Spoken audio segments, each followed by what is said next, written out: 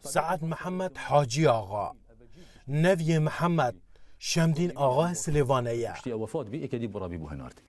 5 سالان با پیروان جیابو جبر رولوی د پاراستنا ارمنان دا جکومکوژیا دولت عثمانی دناور سال 1916 حتی کو سال 1918 لسال 1925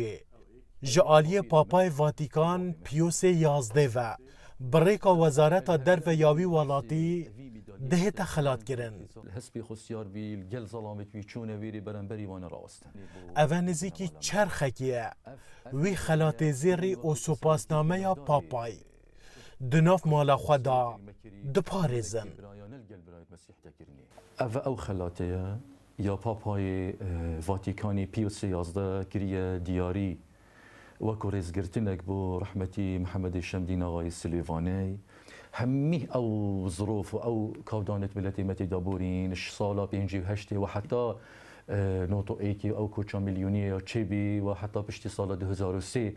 ئەو هەمی دەربەدەری و ئەو زرۆفێتی بزەحمەت سەرمەدا بوورین مەیە پاراستی دەست بۆ دەست. محەممەد شەمدین ئاغا ایکم سروک باجروانی زاخو بو لسال 1920 و پاشی ببو قایمقام زاخو دیو راجی وکو نینر کردان دماکو دامزراندن جواتان اجتماعی سردم ملک فیصل ایکیدا اندام بو. قشه پولس حنا جسال 1907 وره قشه 11 ساله خانه نشین بوه کوترکا مطرانخانا ویدا نامه گهشت بو پاپای واتیکان کوتی دا دیار کر بو محمد آغای لآوا هیزل الزاخو برانبر هیزن دولت عثمانی راوستان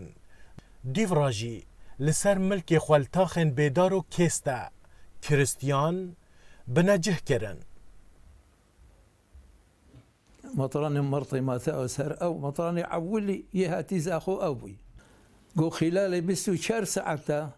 لواء عسكري تركا بلنقاه بي شيت سيارة نبي بلنقاه جاش نزاخو بو حماية مسيحية يعني محمد أخاف مطراني أفتي الخرافة كيشان بموسلي وقوة هات حالا هات بخلال 24 ساعة جهشت نزاخو وحماية مسيحية. گوند آفزریک ارمنان لناحیه باطل جیروکا رزگاربونه جباب و باپیران بوان هاتیه وگراندن لورا هشتا پیوندین وان دگل بنامالا محمد شمدین آقاکو کسک مسلمان بو دخورتن. بابي مل شكفتي مرابين محمد آغا رحملي رابي شو دفوا قو مالا باركن وين دف من البيداري سحاري جيش عسكري حميدجي هات الجهة نلوينا إن رابي محمد آغا غازي قو بزفرن هما قو كام ربا قو بجمها بزفرن هي زفرن هاش جدفها واحدة جزية بوتا كلاخي جابت بش كلاخي مامي من خاصة قوهين بمرنشي هين واش بينا كان هين خواب كان فربوا أو تلها وربوا بوري أبا عنجيني قرعاني ها هني بوا جاباني بدنا أو تراوات كان أو نظام وأفريقيا تضاغوش حمي وخلاص كده نكهز دي خلاص نكو أغوادي خلاص هنا الزاخو نزیکی 2000 خزانن کرستیان هنه و پتری 20 گوندن وان لزاخو هنه یوسف موسى روداو زاخو